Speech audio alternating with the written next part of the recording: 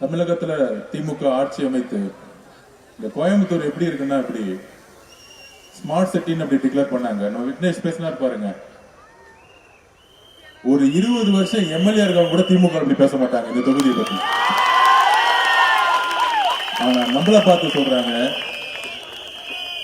டிவிக்கு இருக்க மாவட்ட செயலர் தொகுதியை பத்தி பேச தெரியுமா, கொள்கையை பத்தி பேச தெரியுமான்னு.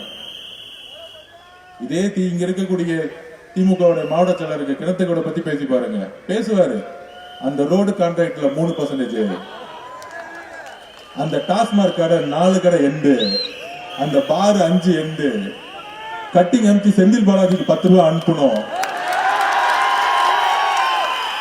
10 ரூபாய் அனுப்பலன்னா மாவட்ட செயலர் போஸ்ட் புடிங்கிடுவாங்க. அந்த 10 ரூபாய் நேரம் மாப்பிள்ளைக்கும் மருமகனுக்கும் போடும். இதுதான் திமுகவுடைய அரசியல். இன்னைக்கு அவ்வளவுதான் தெரியும். கட்டிங்க செட்டிங்க திருப்பியும் எலெக்ஷன் ஓட்டு வாங்குறது. இவ்வளவுதான் திமுகவோட அரசியல். எப்பேற்பட்ட கட்சி அண்ணா உருவாக்கிய கட்சி. தன்னுடைய ரத்தத்தை சிந்தி எத்தனை தலைவர்களை இதை உருவாக்கினாங்க திமுகவை. ஒன்றிய அரசுக்கு எதிராக இருமொழி கொள்கைன்னு வரும் பொழுது அண்ணா எந்திரிச்சு நின்னாரு. தமிழகம் முழுவதும் இளைஞர்கள் ஒன்று நின்னாங்க. இந்திய எதிர்ப்பு போராட்டத்தை உருவாக்கினாரு.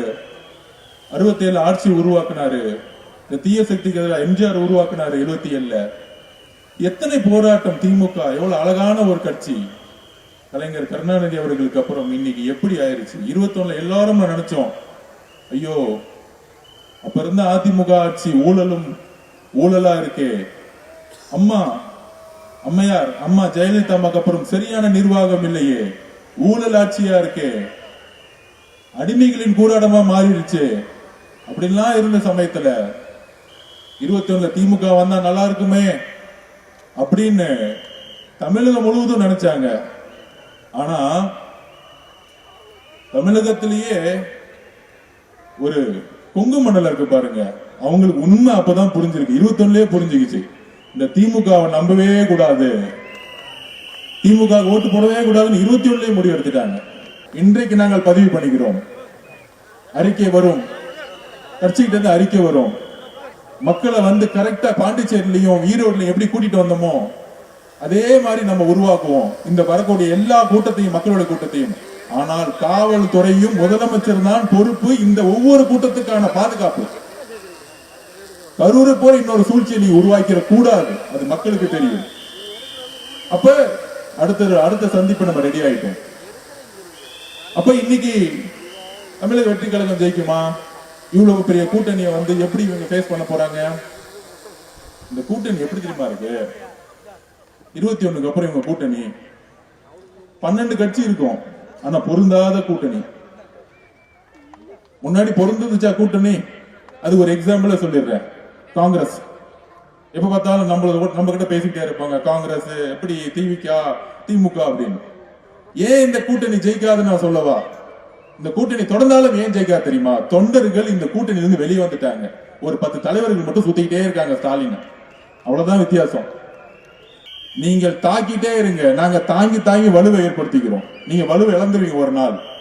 நீங்க என்ன பண்ண முடியும்? மேக்சிமம் எங்க தலைவர் அசிங்கமா பேசுவீங்க, உங்களுடைய வாழ்க்கையை அசிங்கமா பேசுவீங்க.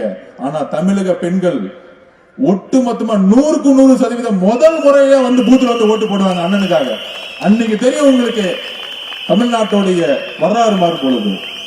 இனிமேட்டு இவங்க பதில் கொடுக்க வேணாம்.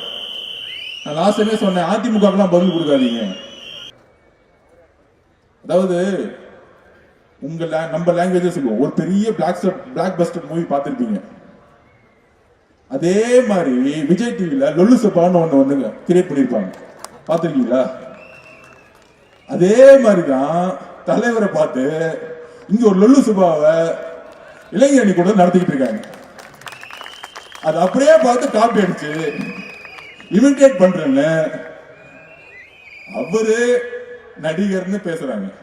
அவரு நடிப்பு தொழில விட்டு மக்களுக்காக ஓடி வந்துட்டாரு.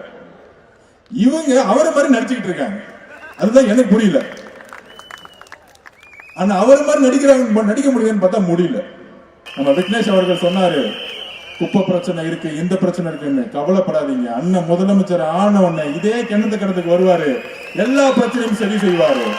ஒட்டுமொத்த கோயம்புத்தூர் மக்களுக்கான உண்மையான ஸ்மார்ட் சிட்டியை அவர் உருவாக்குவாரு.